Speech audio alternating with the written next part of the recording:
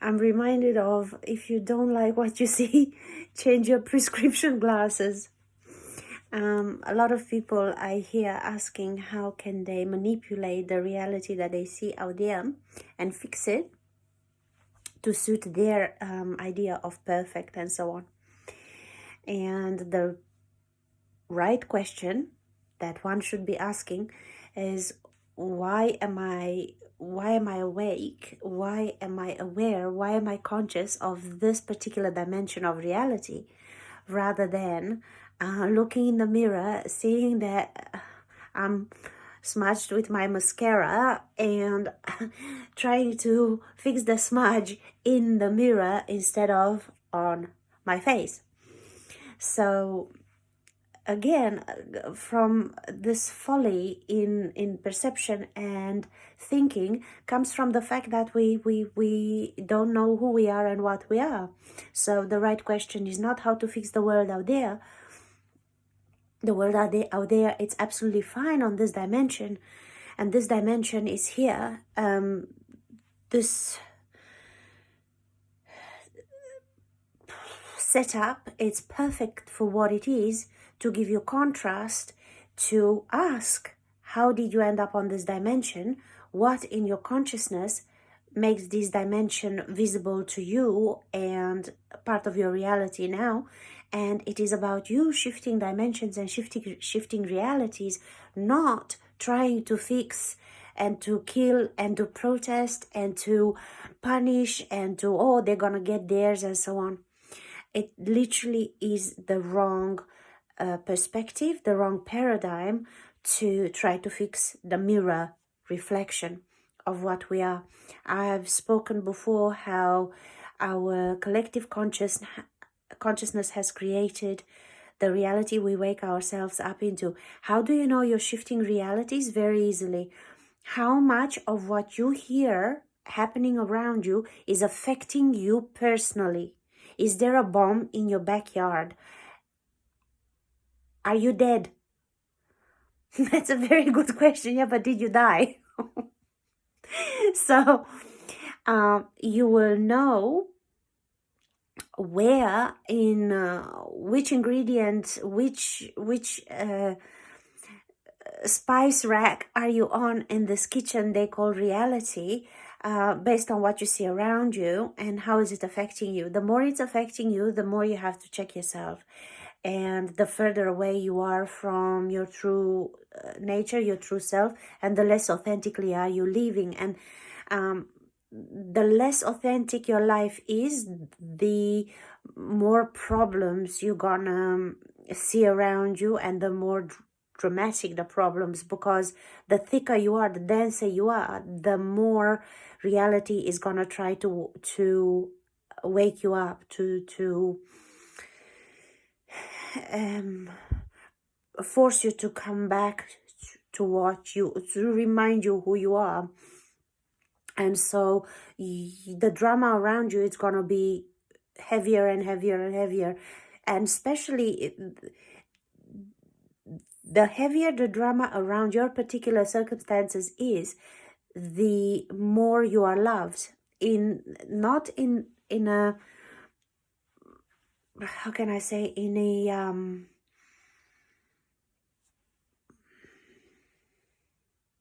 sadomasochistic way or a perverse way of victimization and so on. No, but literally your spirit is fighting with you through the drama in your life to force you, to force your evolution and to return you back to your true self and to find your true self. And so if there is a lot of drama, really big drama, that means you're really, really dense to your towards your authentic self. More than likely, you are totally programmed and you're following your programming, not your instinct. And you're literally going against your own grain. And your spirit loves you so much and wants you so much to wake up that it's going to give you hell. It's going to give you hell until it starts with a little knock. It starts with a little knock. You won't hear it. You won't make the changes. You will think that your programming knows the best things to do and so on. You keep going, you keep going. That knock, that little tap is going to be a big knock. The next moment is going to be your door falling down on you. And I keep using this example. And I have a mate of mine that is actually suffering in the last stages of cancer. And I said to him the same thing. He was supposed to move house a long time ago. The house is not beneficial for him. It's not, but he just wouldn't make the move, he, typical man as well, he expected someone to literally pick him up and carry him into a better place without him making any effort. And I said, the warning is gonna come with a little tap, then it's gonna be a knock. And literally the last time I went to his house was axed almost in half by a mad neighbor that he has, and forced the move he was invited to do very gently at first, but he refused to move, literally to move house, because moving his house would have meant moving his energy and giving him access to stuff that living in the house he was living in was not allowing him to. And that was very important for his survival. And he wouldn't hear it. He always had excuses and so on. He was expecting someone to pick him up in their arms and just literally do it all for him. He would take very little responsibility for his own self, and his door was literally axed in. It was literally cracked open, and he had to move. He spent a couple of nights in a hotel, and then he had to physically move. So that's what's happening. I am using this example all the time. Your spirit, if you live inauthentically, and if you live through your programming and programming alone, thinking that, oh, I'm just gonna do another 2 years of struggle or another 10 years of struggle, and then I'll be able to blah blah blah, even though right now you wanna sleep, or you wanna not go to work, or you're totally ignoring your instincts, because your programmed mind, it's saying, no, you're gonna lose your house, you're gonna not have money to pay, and so on. So you waste your energy on programmed shit that's making you unhappy, that if you freed that energy, you would discover new methods of providing for yourself that make you feel good. And that which you call procrastination, I spoke about this before in the past. Sorry. In the previous videos that I've made before my break from making videos, I said, oh my god, what the hell, I've got allergies. That's what it is. The allergies are coming back. I don't know why, but anyway, so this is what's important. It's important to whatever it is around you, whatever is your reality, it's your spirit trying to make you hear it.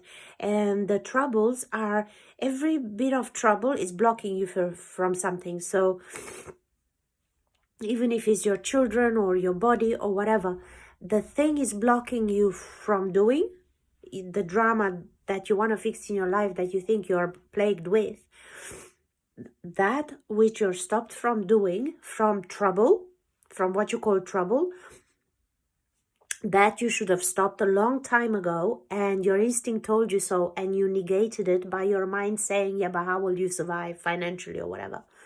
And because you didn't hear that instinct, you haven't entered your authentic path. And because you're not on your authentic path, the spirit inside you loves you so much, wants to drag you kicking and screaming on your right path.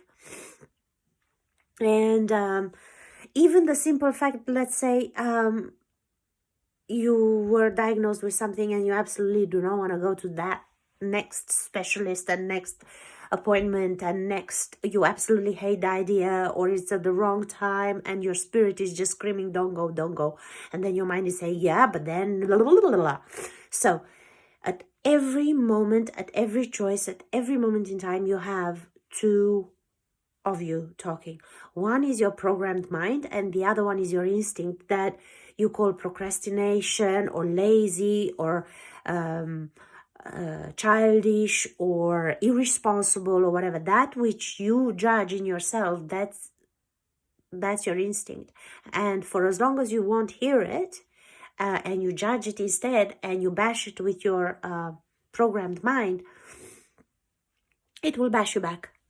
Because until you hit dementia or Alzheimer's or death, that thing is gonna scream at you and is gonna try to put you on your authentic path.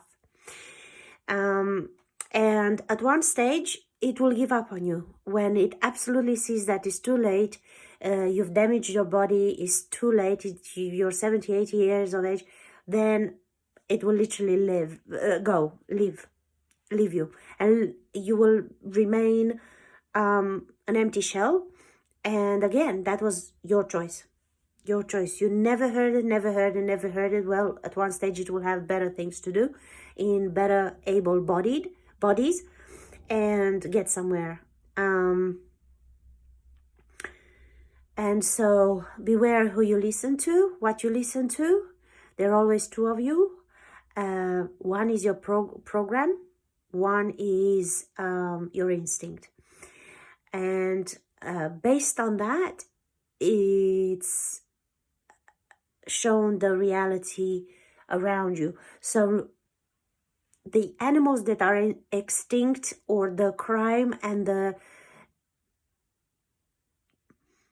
I can't say certain words because but the stuff that's perpetrated on humanity on this dimension that you hear about every day, again, unless it happens in your own backyard or in your own bedroom and you just hear about it, beware. Beware, because that's showing you a dimension. But if it's not happening to you personally, there's nothing for you to fix. It's none of your business what other people are choosing from this pantry called life. And there is nothing for you to fix. You just have to look at yourself and ask yourself, why am I in this dimension? And just learn how to switch dimensions. And you're already in the process if nothing that you hear about affects you personally. Does that mean I can hear some Aquarius saying, oh my God, and how about you go and volunteer? That's just accepting the evil and enabling it and perpetuating it. Because again, that's accepting an offer, and you literally are setting in stone the evil in this dimension. So that's why it's very well known, no good deed goes unpunished.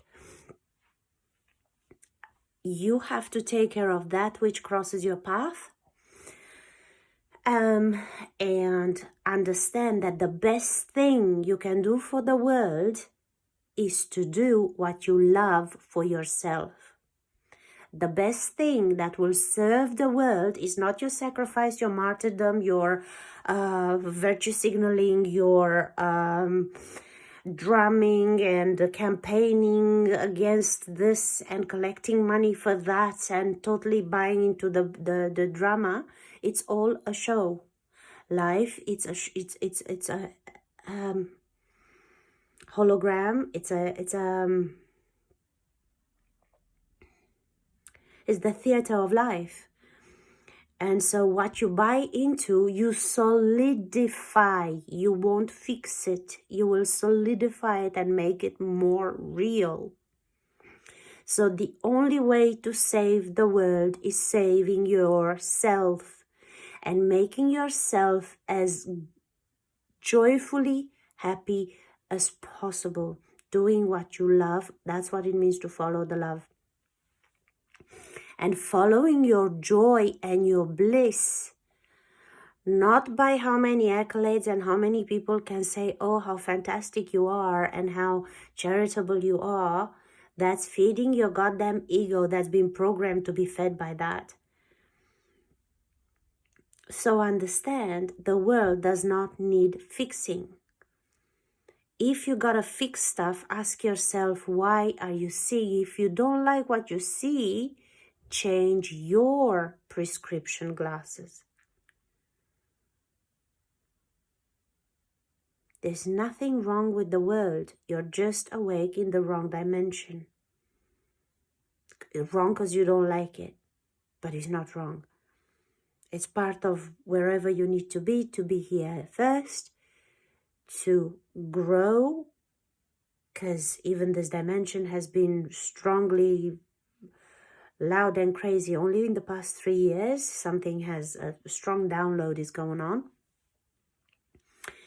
But again, to know where you are in the scheme of things, look at your own self, see what's happening in your own backyard, and don't worry about what's not your problem. Do not worry about what's not your immediate problem. You are not God. There is order in the universe, and whoever, it's not your business. You didn't choose. It's not your business. Your business is your own. Mind your own business. MYOB. Your business is your own life, following your own joy. If you don't bring joy, if you're not part of bringing joy to the table, you're part of the problem. It's as simple as that. Because I was just watching Net Most Wanted, and he was showing the two guys that were selling some program on remote viewing, and there was this goody two shoes asking what can she visualize to create the world better. And my first thought was, who the fuck died and put you in charge? No, it's not your business. Your business is to make your own little 12 inches of private space. Just sort that shit out. Don't fucking worry about my world. Because my reality, my perfect with yours is definitely not the same. So everyone should mind just their own business and understand dimensions are real, reality, parallel realities are a real thing. And